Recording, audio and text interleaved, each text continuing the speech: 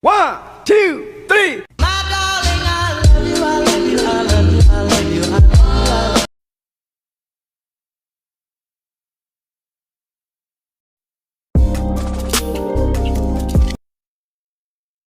Langkah pertama adalah kita masuk ke web belajar kemendikbud.go.id.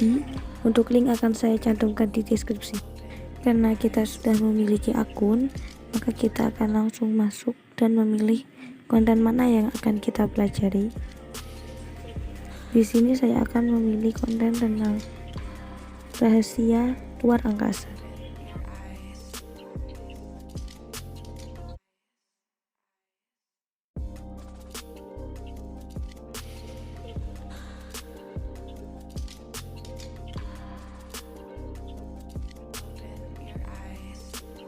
Pada web ini, di pembelajarannya kita bisa melihat indikator pembelajarannya, tag yang berisi kelas dan materi, kemudian topik yang berisi topik apa yang akan dijelaskan pada materi tersebut, serta detail tentang kelasnya, kemudian tim yang mengerjakan proyek tersebut.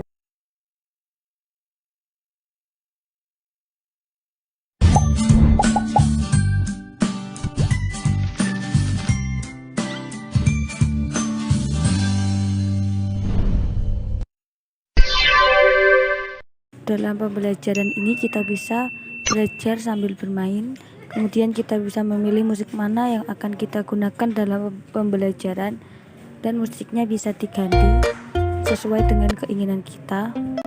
Begitu pula dengan volume pada musik tersebut.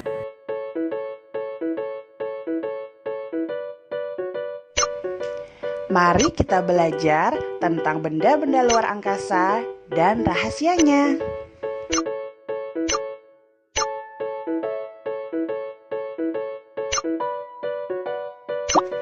Benda-benda angkasa luar tentunya tidak dapat berbicara.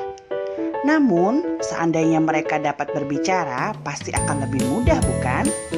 Kita akan memulai untuk mengetahui rahasianya, salah satunya dengan mengamati media berikut ini.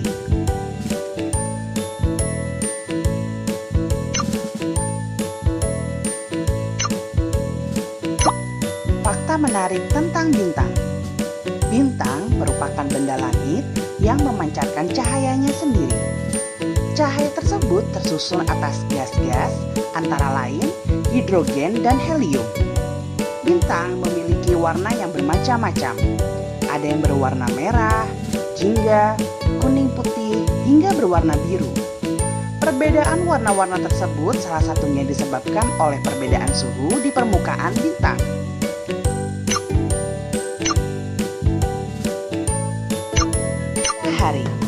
Matahari adalah salah satu contoh bintang. Matahari merupakan bintang yang letaknya paling dekat dengan bumi.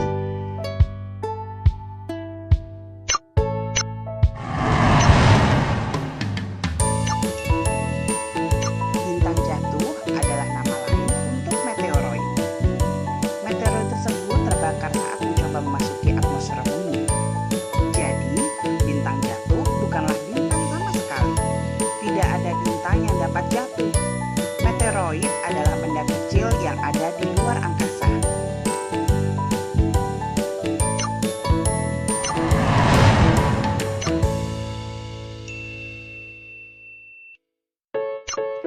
Adakah yang tahu tentang meteoroid? Meteoroid disebut sebagai bintang berekor. Ketika meteoroid memasuki atmosfer, ia akan membentuk ekor terang di belakangnya. Ekor atau garis terang di belakangnya disebabkan oleh meteoroid yang bergesekan dengan atmosfer bumi.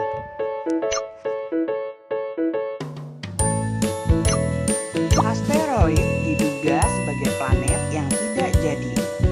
Oleh sebab itu, ukuran diameternya bervariasi antara 10 meter hingga 30 km. Asteroid mempunyai ukuran yang lebih kecil dibanding planet, tetapi berukuran lebih besar dibanding dengan meteoroid.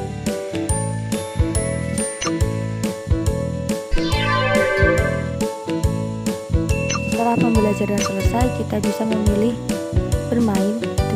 menyelesaikan soal-soal serta menggunakan musik yang lainnya. Kita akan mengisi data diri kita. Di sini saya mengisi dengan nama saya dan SDXY sebagai identitas sekolah.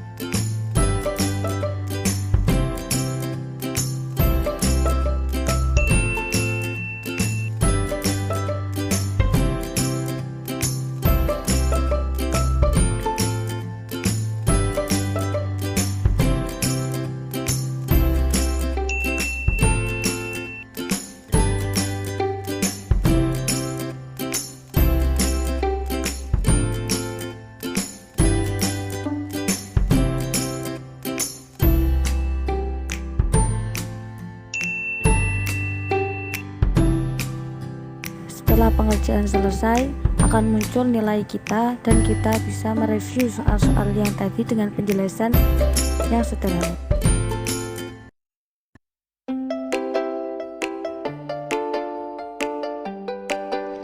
Fakta menarik tentang bintang.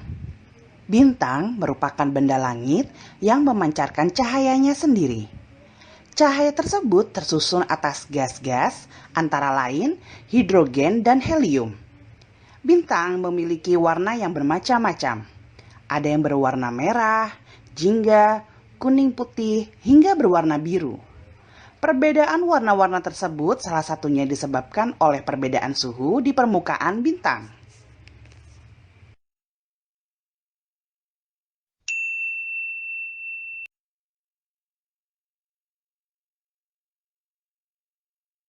Asteroid diduga sebagai planet yang tidak jadi.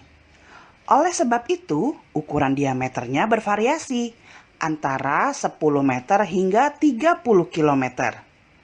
Asteroid mempunyai ukuran yang lebih kecil dibanding planet, tetapi berukuran lebih besar dibanding dengan meteoroid.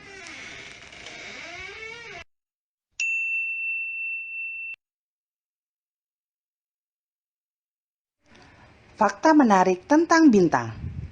Bintang merupakan benda langit yang memancarkan cahayanya sendiri. Cahaya tersebut tersusun atas gas-gas, antara lain hidrogen dan helium. Bintang memiliki warna yang bermacam-macam. Ada yang berwarna merah, jingga, kuning putih, hingga berwarna biru. Perbedaan warna-warna tersebut salah satunya disebabkan oleh perbedaan suhu di permukaan bintang.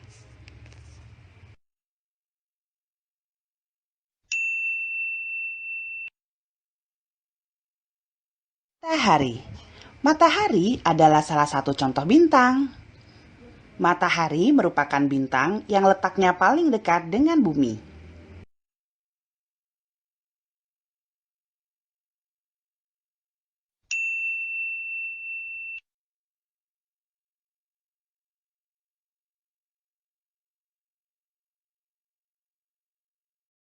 Seperti itulah media pembelajaran interaktif yang tersedia dari web belajar Kemendikbud. Selamat mencoba. Pertama-tama kita akan masuk ke web belajar Kemendikbud Augmented Reality. Link akan saya cantumkan di deskripsi. Setelah masuk, kita akan melihat petunjuk tentang penggunaannya. Kemudian kita akan masuk ke dalam akun kita dan memilih konten mana yang akan kita gunakan. Dan pada web ini hanya bisa digunakan pada smartphone. Setelah kita menginstal aplikasi, kita akan menggunakannya seperti berikut. Selamat menyaksikan.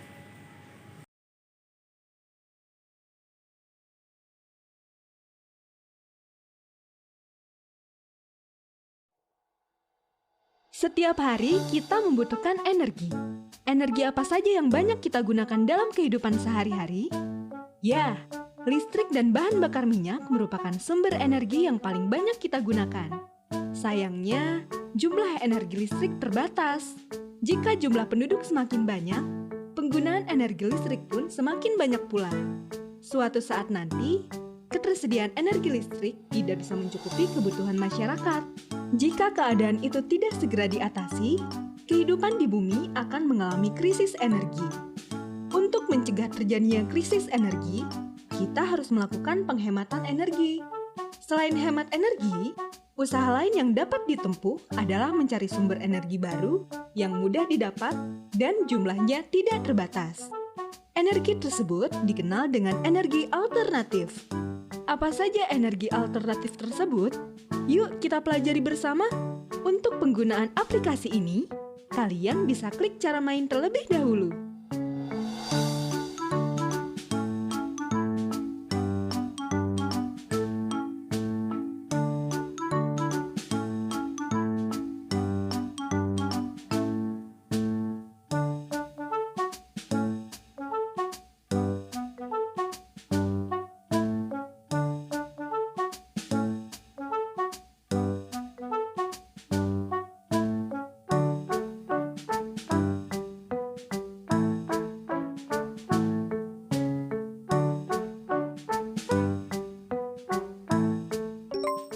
Tahukah kalian apa energi alternatif itu? Ya, energi alternatif atau yang biasa disebut energi terbarukan adalah pengganti bahan bakar fosil yang digunakan selama ini. Bahan bakar fosil ini berupa batu bara, minyak bumi, dan gas alam. Ketiganya berasal dari makhluk hidup yang mati dan terkubur jutaan tahun lalu. Bahan bakar fosil adalah energi yang tak terbarukan. Artinya, jumlahnya terbatas dan suatu saat akan habis. Oleh karena itu, para ilmuwan mulai mencari sumber energi lainnya untuk dikembangkan sebelum bahan bakar fosil habis. Energi ini disebut energi alternatif. Teman-teman, manfaat energi alternatif yang dapat kita rasakan antara lain sebagai berikut. Mengurangi dampak pemanasan global, sebagai sumber energi yang tidak pernah habis, ramah lingkungan, meningkatkan kesehatan masyarakat secara drastis, menghemat sumber daya termasuk uang, menciptakan peluang dan lapangan pekerjaan.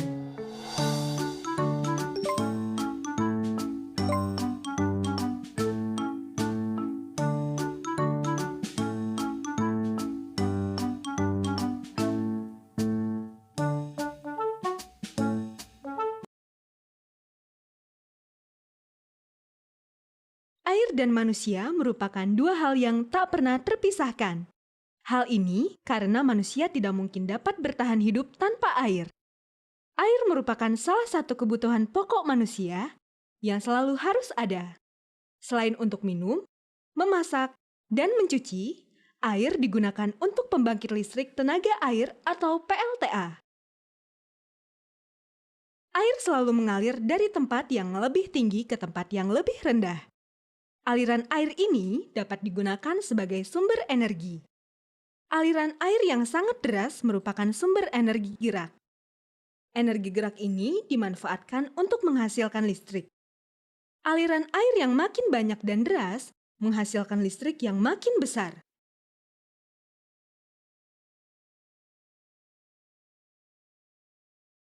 Bangkit tenaga listrik dengan memanfaatkan aliran air yang kemudian diubah menjadi energi listrik melalui putaran turbin dan generator. Pembangkit tenaga listrik ini sangat sederhana dan ramah lingkungan. Komponen utama PLTA adalah waduk atau bendungan, pipa pesat, turbin, generator, gardu listrik atau powerhouse, dan unit transmisi. Adapun cara kerja PLTA dimulai dari air yang berada di waduk, masuk melalui pintu air melewati bendungan, menuju ke pipa pesat, dan memutar turbin air yang dihubungkan dengan generator. Generator yang berputar menghasilkan energi listrik. Setelah itu, aliran listrik diturunkan tegangannya dengan menggunakan transformator step down. Setelah itu, arus listrik dialirkan dari PLTA menuju ke rumah-rumah atau industri melalui jalur transmisi.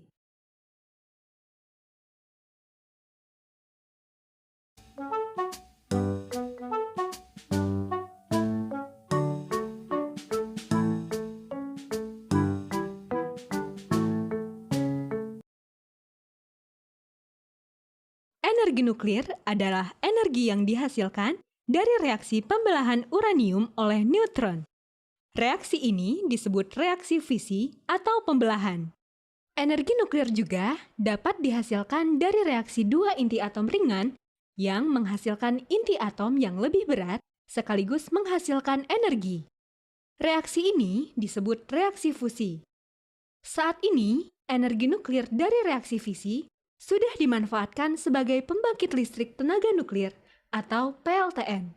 Sementara, fusi masih dalam penelitian di berbagai negara.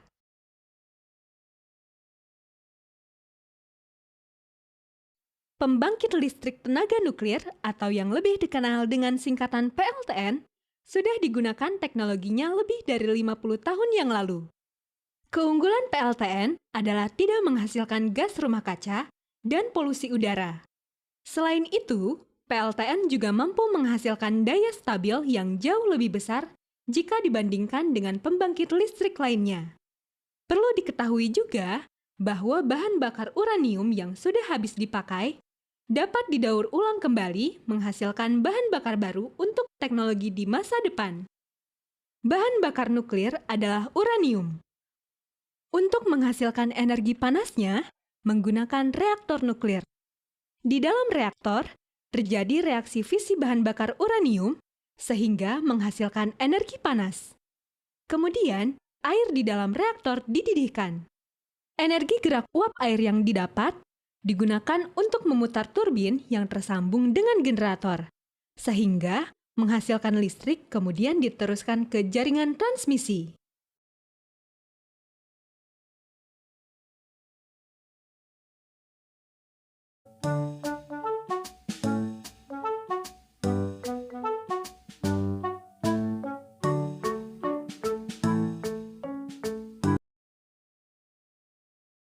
Matahari merupakan sumber energi terbesar bagi bumi.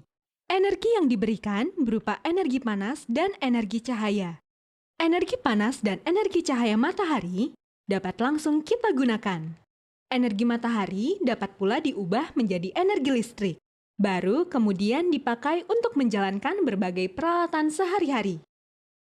Energi cahaya yang berasal dari matahari dapat langsung kita nikmati, di mana bumi menjadi terang benderang sehingga kita tidak perlu menyalakan lampu. Selain itu, tumbuhan hijau juga memanfaatkan energi cahaya untuk membuat makanannya. Energi matahari atau energi surya merupakan energi yang tidak ada habisnya. Energi surya ditangkap oleh panel surya untuk selanjutnya energi cahaya diubah menjadi energi listrik. Energi matahari ini dapat dimanfaatkan untuk menghasilkan listrik di pembangkit listrik tenaga surya atau PLTS.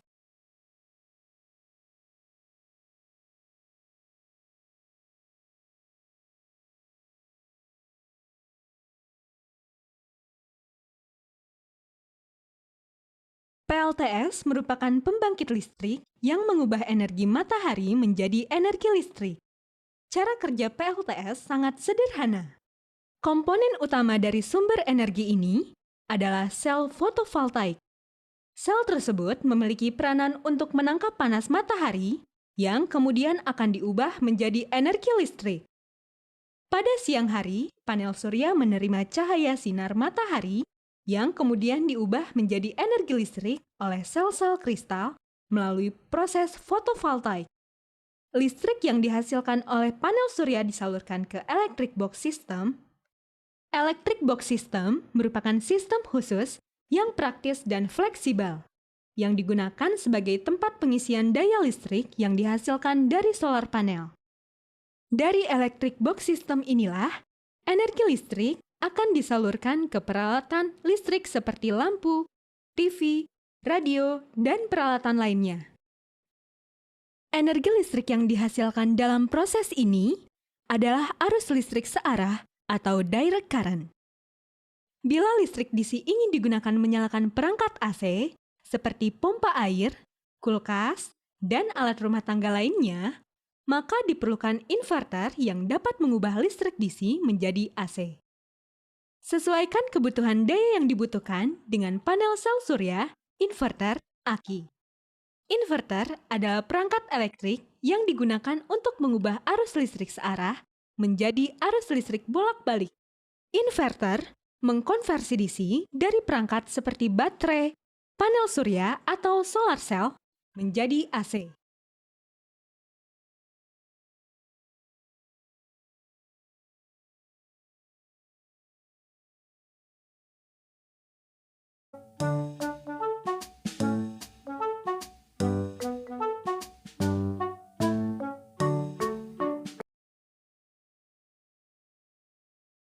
Angin merupakan sumber energi gerak. Pada zaman dahulu, tenaga angin banyak dimanfaatkan oleh nelayan untuk menggerakkan perahu layar. Selain itu, angin dimanfaatkan untuk memutar kincir angin guna menggerakkan pompa air saat mengairi sawah dan menggiling biji-bijian.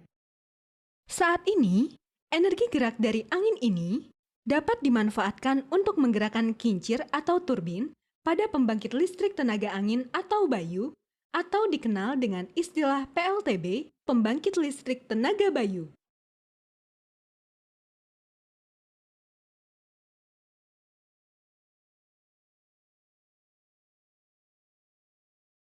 Pembangkit listrik dari energi angin atau bayu merupakan hasil dari penggabungan dari beberapa turbin angin, sehingga akhirnya dapat menghasilkan listrik. Cara kerja dari pembangkit listrik tenaga angin ini yaitu awalnya energi angin memutar turbin angin. Turbin angin bekerja berkebalikan dengan kipas angin atau bukan menggunakan listrik untuk menghasilkan listrik, namun menggunakan angin untuk menghasilkan listrik. Kemudian, angin akan memutar sudut turbin, lalu diteruskan untuk memutar rotor pada generator di bagian belakang turbin angin. Generator mengubah energi gerak menjadi energi listrik dengan teori medan elektromagnetik, yaitu poros pada generator dipasang dengan material ferromagnetik permanen. Setelah itu, di sekeliling poros terdapat stator yang bentuk fisiknya adalah kumparan-kumparan kawat yang membentuk loop. Ketika poros generator mulai berputar, maka akan terjadi perubahan fluks pada stator yang akhirnya terjadi karena perubahan fluks ini akan dihasilkan tegangan dan arus tertentu. Tegangan dan arus listrik yang dihasilkan ini disalurkan melalui kabel jaringan listrik untuk akhirnya digunakan oleh masyarakat. Materi selesai, kita bisa mengerjakan soal latihan.